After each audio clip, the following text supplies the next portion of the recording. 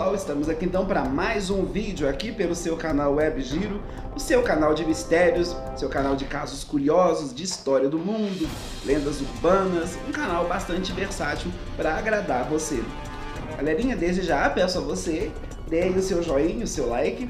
Caso queira, compartilhe esse vídeo com seus amigos e se inscreve aí no canal. Lembrando sempre de clicar na sininha, né? Essa sininha é importante para que você fique sempre atualizado com os vídeos, seja na rua, sua casa, onde quer que você esteja, também aí pelo seu celular.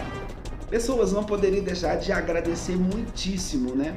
Nas últimas 3 semanas eu tive mais de 80 inscritos, né, nesse canal, nas últimas 3 semanas. Então, assim, eu ainda tava meio, a ficha ainda tipo não tava caindo ainda, mas eu tô vendo assim que o canal tá crescendo muito, graças a Deus. Ele ainda é muito pequeno, minúsculo ainda, mas ele tá crescendo muito, né? E é um sinal de que eu tô no caminho certo. E o que é muito lindo nisso tudo é ver assim que as pessoas começaram a dar dicas, né? Muitas pessoas às vezes que têm acesso a, né, que moram aqui perto de mim, me encontram na rua, fala, me dá uma dica, ou mesmo eu recebo dicas por e-mail, tenho recebido dica no e-mail, tenho recebido dica até mesmo no canal, né? Então eu agradeço aos elogios, que são muitos, graças a Deus, e agradeço também às críticas, que são críticas construtivas, né?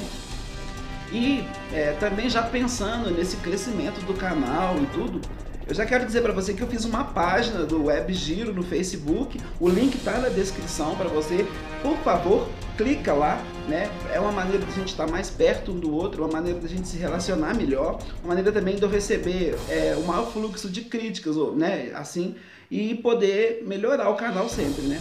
Peço um pouco de paciência, né, em algumas coisas, em algumas melhoras, porque gasta, né? E essa crise está muito difícil, então paciência, mas com o tempo, na medida do que for sendo possível, eu vou sempre mudar o canal, sempre investir em iluminação, equipamento e tal, para o canal chegar um dia a ficar profissional, quem sabe, né? Um canal top mesmo ali. Então, paciência comigo. No mais, a gente vai caminhando assim devagarzinho e eu conto sempre com a presença de vocês. Agradeço muito, né, o número de inscritos que está vindo, as visualizações, né?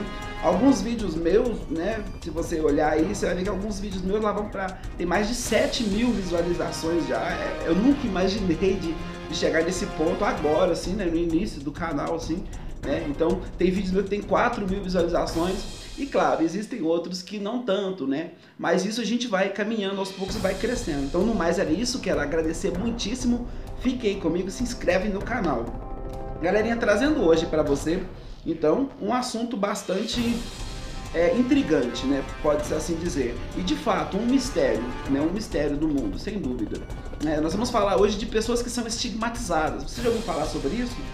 Se você não ouviu falar sobre isso, basta que você fique comigo.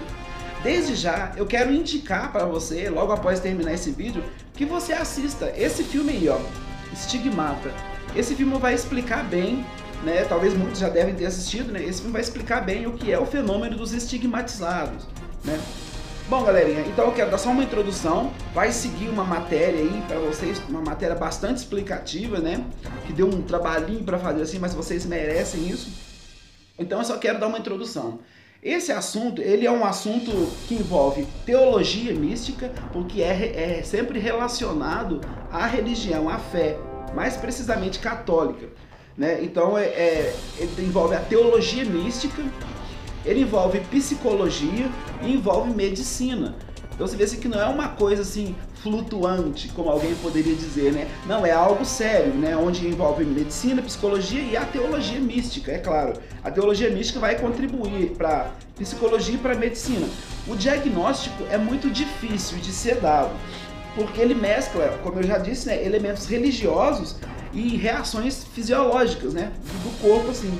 E esse fenômeno dos estigmatizados, ele assume várias facetas, né? Alguns são na testa, outros nas mãos, outros no peito, algumas pessoas chegam a chorar sangue. Então, são estigmas que assumem várias facetas, o que faz ser muito difícil. Bom, a matéria que se segue, né, na matéria que se segue aí, eu vou contar para vocês o que são de fato esses fenômenos, como explicar esses fenômenos, né? E qual o sentido deles. Né? Porque muita gente até acredita, mas fica sem saber assim, poxa, mas que sentido religioso pode ter isso, ou de onde vem, ou o que acontece. Então vou contar tudo isso. Fique comigo aí, que o vídeo está muito interessante hoje. Então, pessoas, vamos começar do começo. O que são os estigmas? A palavra estigma vem do grego estigma, que significa picada dolorosa. Originariamente indicava a marca impressa no gado com ferro quente, em sinal de apropriação por parte do dono. Passou a designar em linguagem cristã as chagas infligidas ao corpo de nosso Senhor Jesus Cristo por ocasião de sua paixão. E por último, significa as feridas que pessoas piedosas trazem em sua carne, reproduzindo as chagas de Jesus. Não há notícia de pessoas estigmatizadas antes do século XIII. O primeiro caso registrado é do maravilhoso, em que eu sou devoto, São Francisco de Assis, que recebeu no próprio corpo os sinais da paixão de Jesus. Depois desse santo, vários outros casos ocorreram na história da igreja até os dias de hoje.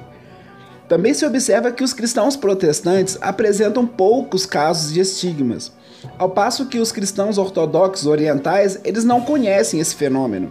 E a razão disso é que o fenômeno dos estigmas está associado a uma devoção muito grande à paixão dolorosa de Cristo. A devoção é essa que se tornou grande incremento no Ocidente a partir do século XIII, por causa dos relatos que os cavaleiros cruzados contavam aos peregrinos quando eles voltavam da Terra Santa. Então eles narravam de maneira detalhada as paixões de Jesus, segundo o que eles tinham observado lá nos lugares santos mesmo, Os estigmas vêm a ser um fenômeno em que a psicologia, a medicina e a teologia têm estudado de uma maneira bem intensa, a fim de lhe dar uma explicação satisfatória, Ou seja, sem muito misticismo, sem aquela coisa muito fora, sem flutuar muito, E também sem muito racionalismo, aquela coisa assim, tipo, próxima ao ateísmo, na verdade, Não, é entre o meio termo. E, na verdade, há vários casos de pessoas estigmatizadas que não podem ser elucidados com muita facilidade. Isso é o que vamos verificar agora. Como explicar, então, esses fenômenos aí? Bom, procurando sintetizar o que a pesquisa transmite para esses estudiosos, pode-se dizer o seguinte: é inegável, galerinha, a influência que a mente tem sobre o corpo, Eu vou dar um exemplo aqui para vocês. O medo faz com que a gente fique pálido, que a gente dilate as pupilas, às vezes a gente sua frio, gagueja, A vergonha faz com que a gente fique vermelho. E em certos casos, existem algumas reações no corpo, alguns sentimentos que deixam a gente paralisado até. Um susto muito grande, a gente fica paralisado. Então esse é o poder da mente sobre o corpo. Alguns pesquisadores admitem que uma ideia muito viva e estimada possa chegar a produzir esses sinais no corpo. Então assim nós estamos falando da força da sugestão, que é incutida a uma pessoa muito sensível, muito devota, ela pode sim redundar marcas no corpo dessa pessoa correspondente ao objeto sugerido. No caso seria o que? A Jesus Cristo, as chagas de Jesus.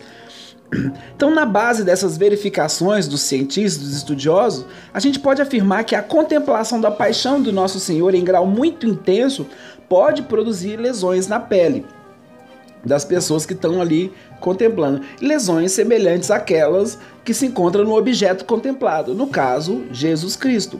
Em tal caso, os estigmas são a expressão do grau de elevação do sentimento religioso da pessoa e evidenciam a que ponto pode chegar então a força da mente agindo na pessoa. Então é essa explicação que se dá em casos de pessoas muito santas, no caso, por exemplo, São Francisco de Assis, Santa Catarina de Sena, Santa Gemma Galgani, Padre Pio, etc. A santidade de vida desses fiéis, ela exclui qualquer processo de fraude, qualquer tendência de provocar compaixão, de chamar atenção. Na verdade, Deus concede a tais pessoas a graça de participarem de uma maneira corporal a paixão de Cristo. Então, atendendo assim a um anseio das mesmas pessoas que, com tanto desejo de se configurar, de se parecer com Jesus, acaba que isso acontece no corpo delas.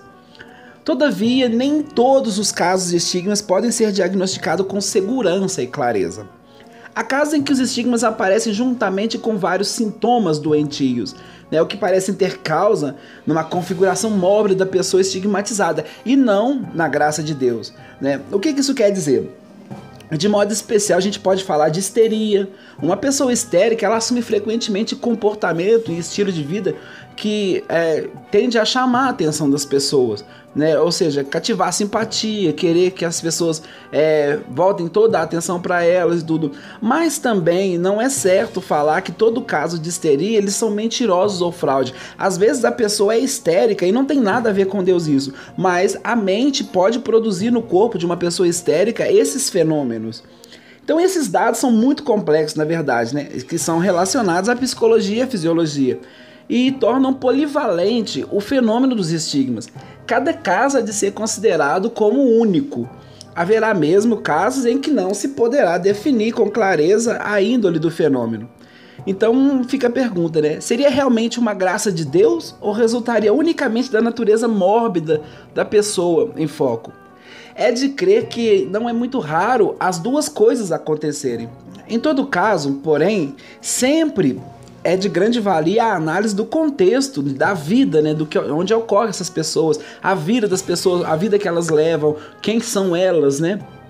E se o exercício da virtude é notório, pode-se crer que os estigmas são, de fato, a resposta de Nosso Senhor, né, à devoção daquela pessoa. Ainda se deve notar que nem todas as chagas que aparecem no corpo humano são tidas como estigmas sobrenaturais. Geralmente os estigmas aparecem e eles desaparecem de uma maneira rápida, instantânea. Então, por exemplo, pode aparecer numa quinta e sumir numa sexta. Além disso, né, os estigmas, quando são verdadeiros, eles são acompanhados eles não são acompanhados de supuração, ou seja, não adianta tratar deles, não adianta passar remédio, nada, eles não vão desaparecer. E quando eles desaparecem, é de uma maneira sobrenatural. Então, vamos à pergunta de $1 milhão. Qual o significado religioso dos estigmas? Bom, antes de mais nada é de notar o seguinte: na medida em que eles são autênticos, fenômenos, né, quando eles são de verdade, fenômenos, os estigmas eles não são essenciais a uma vida santa. Então quer dizer, não é que uma pessoa vai levar uma vida santa que vai ter esses estigmas. Isso não é uma regra. Né? Nem toda pessoa que leva uma vida santa, até mesmo nos graus mais heróicos da santidade, né, ela vai receber esses estigmas no corpo. Né? Isso não tem uma coisa a ver com outra. Isso aí é um caso aleatório. São pessoas que são escolhidas por Deus de maneira aleatória. E quando eles ocorrem, são genuínos, são de verdadeiros dons de Deus, eles revestem de duplo significado. Então vamos agora ao significado deles, né? Primeiro, participação física na paixão de Cristo, isso é óbvio, correspondente a um anseio da própria pessoa, a pessoa que deseja aquilo. Então o Senhor concede a esses fiéis que se devotam a reconhecer o seu amor crucificado a graça de trazer em seu corpo os vestígios da paixão de Cristo. Segundo, essa participação da paixão do Senhor tem efeito de santificação não só para quem é estigmatizado, mas também em favor das pessoas que estão à volta, né? E na verdade ninguém pode acrescentar, é claro, ninguém vai poder acrescentar um valor à paixão de Cristo. O valor da paixão de Cristo ele é infinito e meritório. Mas todo cristão pode dar à paixão de Cristo uma moldura própria da sua personalidade. Então pode estendê-la ao seu respectivo, ou seja, pode contribuir, né, para dar um testemunho de vida maior à base de sofrimento, é claro, porque quem é estigmatizado sofre muito, né? E na comunhão dos santos, cada pessoa pode ser útil aos irmãos na medida em que ela se configura, se parece mais com Jesus Cristo. Então, galerinha, agora eu vou mostrar para vocês alguns casos que são concretos e dados como verdadeiros. São Francisco de Assis, que nasceu no ano de 1181 e morreu em 1226. E ele foi estigmatizado no dia 14 de setembro de 1224, na festa da exaltação da Santa Cruz, enquanto rezava no eremitério do Monte Alverne. Então ele teve uma visão de um anjo serafim que brilhava. E quando a visão desapareceu, ele sentiu o coração dele arder de amor, enquanto na carne dele já estava impresso os sinais de Nosso Senhor Jesus Cristo, nas mãos, nos pés e no peito. Então o caso de São Francisco ele é tido como muito, muito bem documentado, né? E os cientistas descartam qualquer possibilidade de fraude, devido a tantos documentos autênticos da época. Então é um caso que dado como real, como verdadeiro, e que também é estudado até hoje, né? O segundo caso é o caso de Santa Catarina de Sena, que nasceu em 1347 e morreu em 1380. E ela teve antes os estigmas internos, ela sentia as dores que Jesus sentiu, mas os estigmas não se manifestou no corpo dela, até que depois sim, abriu as feridas, né? Santa Catarina de Siena teve uma vida santa, uma vida inteira assim, de muita santidade, de uma mística muito grande, né? Então em outro vídeo eu posso até mostrar para vocês a vida desses santos. O terceiro caso é de Santa Verônica Juliana, que nasceu em 1660 e morreu em 1727. Galerinha, lembrando que vocês podem depois pesquisar esses nomes aí, né, que eu vou deixar para vocês verem aí, e vocês podem pesquisar e ver com mais detalhes tudo isso, né? Ela foi canonizada pelo Papa Gregório XI, né, Santa Verônica, e desde criança desejou imitar os mártires que haviam sofrido por amor de Jesus. Então acabou que Jesus Cristo, na carne dela, resolveu fazer dela uma mártir, né, e carregar então ali as marcas, né?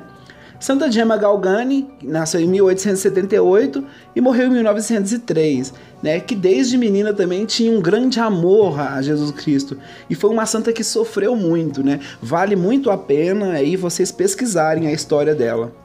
Né? E um frei agora, o frei Padre Pio de Petreutina, né? E acreditem vocês, é um santo muito recente, né? Tem fotos dele aí com as estigmas, vocês vão ver aí. Né? Ele nasceu em 1887 e ele morreu em 1968. Né? Ele foi um frade capuchinho, muito santo, muito santinho mesmo, e ele é muito conhecido no Brasil.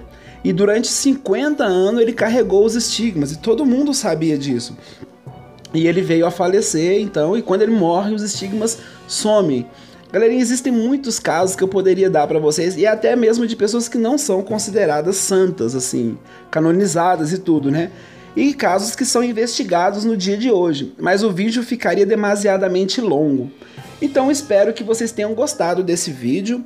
No mais é isso, dê aí o seu like se você gostou, compartilhe esse vídeo e se inscreva no canal, né? Lembrando a vocês que agora eu tenho a página do Web Giro.